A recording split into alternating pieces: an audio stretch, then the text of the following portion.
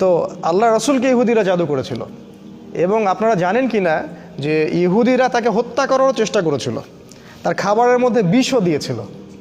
যে জাতি আমাদের নবীকে হত্যা করতে পারে এবং যে জাতি অসংখ্য নবীকে আগে হত্যা করে আসছে, কিভাবে আমরা ভাবলাম যে তারা আমাদের বন্ধু? অথচ আল্লাহ কোরআনে বলছেন তারা কখনো তোমাদের কল্যাণ চায় না, তারা ভিতরে যেটা গোপন করে সেটা আরও বেশি ভয়ঙ্কর। ঠিক আছে? তো তিনি এই জাদুগ্রস্ত হয়ে রাসূল সাল্লাল্লাহু আলাইহি ওয়াসাল্লাম যে সমস্যাটা হলো সেটা হলো তিনি ভুলে যাচ্ছিলেন, কোনো কাজ করলে মনে রাখতে পারছিলেন না। এমনকি তিনি তার স্ত্রীর কাছে গিয়েছেন কি না সেটাও মনে রাখতে পারছিলেন না। তো জাদুগ্রস্ত হলে খুব খারাপ অবস্থা হয়। এই জন্য আমার রিকোয়েস্ট থাকবে যে আপনারা অনতিবিলম্বে কোরআন, সুন্নাহ, সহিহ, জিকির, আজগার, দোয়া, কালাম এগুলো শিখে নেবেন এবং সকাল সন্ধ্যা এগুলো প্র্যাকটিস করবেন। তখন ইনশাআল্লাহ কোনো জিন বা কোনো জাদুকর আপনার কোনো ক্ষতি করতে পারবে না। তো এই যে সমস্যাটা রাসূল সাল্লাল্লাহু আলাইহি ওয়াসাল্লামের হলো, এরপরে একদিন তিনি শুয়ে আছেন আর আল্লাহর পক্ষ থেকে দুইজন ফেরেশতা তার কাছে আসলেন। এসে তারা একে অপরের সাথে কথোপকথন করছেন, আর এই কথোপকথনটা রাসূলকে জানিয়ে দেওয়া হচ্ছে। একজন ফেরেশতা আরেকজন ফেরেশতাকে বলছেন এই ব্যক্তির কি হয়েছে। ওই ফেরেশতা জবাব দিচ্ছেন যে তাকে জাদু করা হয়েছে। আবার ইনি বলছেন কে জাদু করেছে, মানে কথোপকথনের মাধ্যমে তাকে মেসেজ দেওয়া হচ্ছে। উনি বলছেন যে অমুক মহিলা জাদু করেছে। তিনি বলছেন জাদু কি দিয়ে করা হয়েছে? উনি বলছেন জাদু চুল দিয়ে করা হয়েছে। ইনি বলছেন জাদু উপকরণ কোথায় আছে? উনি বলছেন জাদুর উপকরণ অমুক কুয়ার নিচে আছে, অমুক কুয়ার নিচে আছে। এবার তিনি মেসেজ পাইলেন যে জাদুর উপকরণ আসলে কোথায় আছে।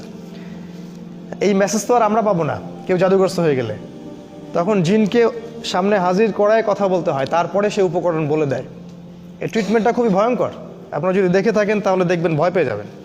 যাই হোক, তো রাসূল সাল্লাল্লাহু আলাইহি ওয়াসাল্লামকে মেসেজ দেওয়া হলো যে জাদুর উপকরণ ওই কূপের নিচে আছে।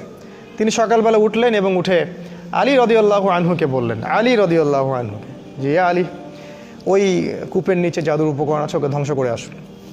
এই একমাত্র সাহাবী যার জীবনী পড়লে আমাদের ঈর্ষা হয়।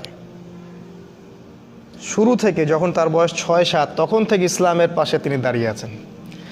আর এই সাহাবীকেও মানুষ হত্যা করেছে, আলী রাদিয়াল্লাহু আনহুকেও মানুষ হত্যা করেছে, এবং যে হত্যা করেছে সে বলেছিল যে আল্লাহর শুকরিয়া যে আল্লাহ আমার হাতে সবচেয়ে নিকৃষ্ট মানুষকে হত্যা করালেন।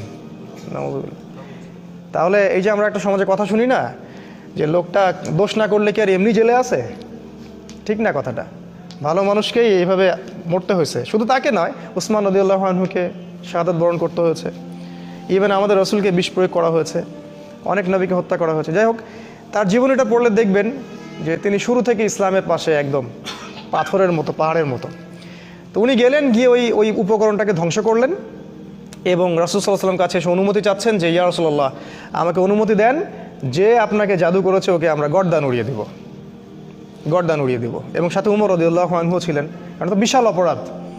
ইসলামিক স্টেটের যিনি ডিপার্টমেন্ট প্রেসিডেন্ট, তাকে আপনি জাদু করেছেন। এখন তো ইসলামিক স্টেটের বা একটা দেশের কাউকে যদি সামান্য একটা ওয়ার্ডও বলা হয় তাহলে তো তার অবস্থা খারাপ, আর সেটা তো বিশাল ব্যাপার। কিন্তু আমাদের নবী মুহাম্মদ সাল্লাল্লাহু আলাইহি ওয়াসাল্লাম ছিলেন মানবতার মুক্তির দূত। তিনি বললেন যে আমি ওই মহিলাকে মাফ করে দিলাম। তিনি বললেন আমি ওই মহিলাটাকে মাফ করে দিলাম। কারণ এই যে ঘটনাটা ঘটলো, এটা আসলে কাদের জন্য ঘটলো জানেন? তার উম্মাহর জন্য ঘটলো। এই ঘটনাটা